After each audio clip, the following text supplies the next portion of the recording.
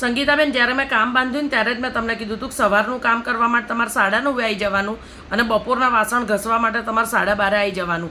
હવે એમાંથી તમે અઢી વાગે આવવાનું ચાલુ કર્યું તો શું અમારે આખી બપોર ઊંઘવાનું જ નહીં? સવારમાં 5 વાગ્યાના ઉઠ્યા હોય ટિફિનો ને બધું કરવા ના, આવી રીતે મને નહીં ફાવે. અને તમારા છે ને આ બધા વૈતરા ત્યારથી જ ચાલુ થાય જ્યારથી તમે પેલી 4 નંબરવાળીનું કામ બાંધ્યું છે. એટલે જેના પહેલાં જે કામ કરતા હોય એને લબાડિયા કરવાના, નવા કામ બાંધો ત્યાં હારા થવા માટે ટાઈમસર જવાનું. એવું તો ના હોય ને. અને તમારા બધા સગાવાળા સવાર 6 વાગ્યામાં જ મરી જાય છે. સવાર ઉઠીએ એટલે પહેલો તમારા નામનો જ મેસેજ હોય કે ભાભી આજુ નહીં આવું, મારી કાકી મરી ગઈ ને સાસુ મરી. કેટલી કાકીઓ છે તમારે? હદ હોય દરેક વસ્તુની યાર. તમને આટલું બધું રાખીએ તમને કોઈ વસ્તુની કિંમત નથી.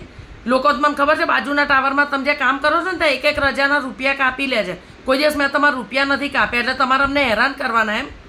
અમારા માજી બપોર 2 કલાક માંડ ઊંઘતા હોય તમે આવીને વાસણ ધડાધડ તમે કકડાવતા આવો છો.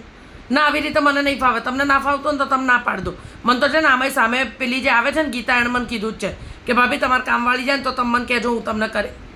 અરે એ ગમે એવી હોય બેન, મારે તો મારા કામથી મતલબ છે. પૈસા આપીશ ને બધી જગ્યાએ મને મળી જશે કામ કરવા, પણ તારી આવી ટણીઓ હું નહીં ચલાવું. પરમ દિવસે તને કીધું છે ચોકડી તાર ધોઈને જવાની, તને સમજણ નથી પડતી એક વસ્તુમાં?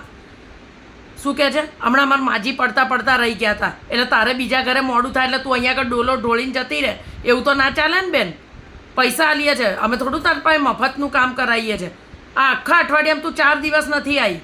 એક દાડો કાકી મરી ગઈ ને આમ મારે લિસ્ટ બનાવવું પડશે કે તારા સમાજમાં છે કેટલી કાકીઓ. હદ કરી નાખી છે તે તો યાર.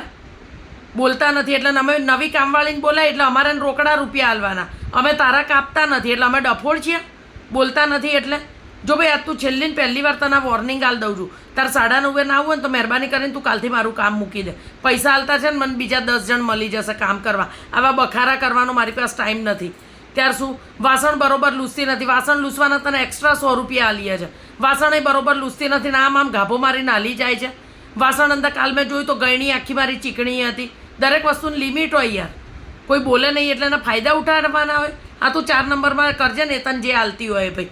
તને 200 રૂપિયા વધારે હાલતી હોય તું ત્યાં કરજે ને, તું સુખી રહે. મહેરબાની કરીને અમારે લોહીને આપીશ. તું કાલથી કામ કરવાના આવે. તારો હિસાબ હમણાં કરી દઉં છું. કચરા પોતું કરે એટલે તારો હિસાબ હાલ દઉં.